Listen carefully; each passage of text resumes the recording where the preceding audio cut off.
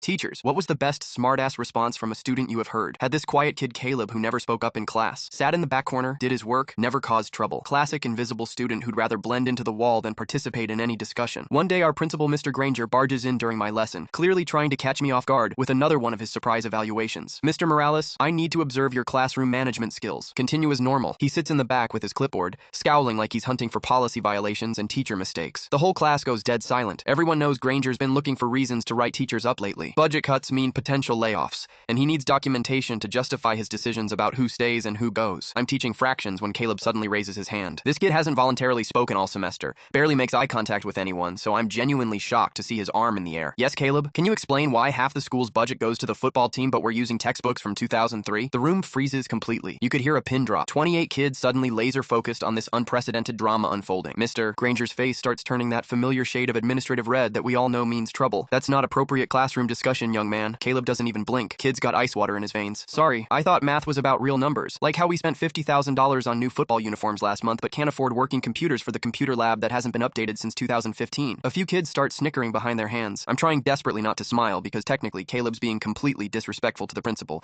but he's also stating cold hard facts that everyone in this building knows are absolutely true. Granger stands up abruptly, clipboard clutched like a weapon. Young man, that's quite enough of this disruption. Principal's office, right now. Caleb starts packing his stuff with this calm, deliberate slowness that's somehow more defiant than rushing or arguing would be. Then he says, should I bring the 2003 math textbook to show you the budget analysis chapter? It's on page 247. Oh wait, that page fell out 2 years ago along with most of chapter 12 and the entire appendix. The whole class erupts in barely contained laughter. Even the straight A students who never break rules are grinning ear to ear. I'm biting my lips so hard I might draw blood trying not to join them in laughing at this situation. As Caleb walks past Granger toward the door, moving like he has all the time in the world, he pauses right next to the principal and says in this perfectly innocent, helpful tone, by the way, Mr. Granger, your shirt's buttoned wrong. Might want to fix that before your next surprise classroom observation. First impressions matter in education, right? Granger looks down and realizes his dress shirt is indeed completely messed up, probably from rushing between classrooms trying to catch teachers unprepared for his evaluation ambushes. The kid walks out like he just delivered a university lecture, and Granger quietly fixes his shirt buttons while 30 teenagers watch in absolute silence. Then he clears his throat, mumbles something about following up on this matter later, and practically flees my classroom without finishing his observation. Caleb got 3 days detention, but honestly, it was worth every single minute. The next week, mysteriously, we got approval for new textbooks and computer lab upgrades. Turns out the school board had been asking Granger about our ancient learning materials for months, and Caleb's little performance reminded him he had some serious explaining to do about budget priorities and resource allocation. Sometimes the quiet ones are just waiting for the perfect moment to speak up and say what everyone's thinking. And sometimes a smart-ass response is exactly what everyone in the room needs to hear, even if nobody else has the courage to say it out loud to authority figures. Best detention I ever had to assign a student in my entire teaching career.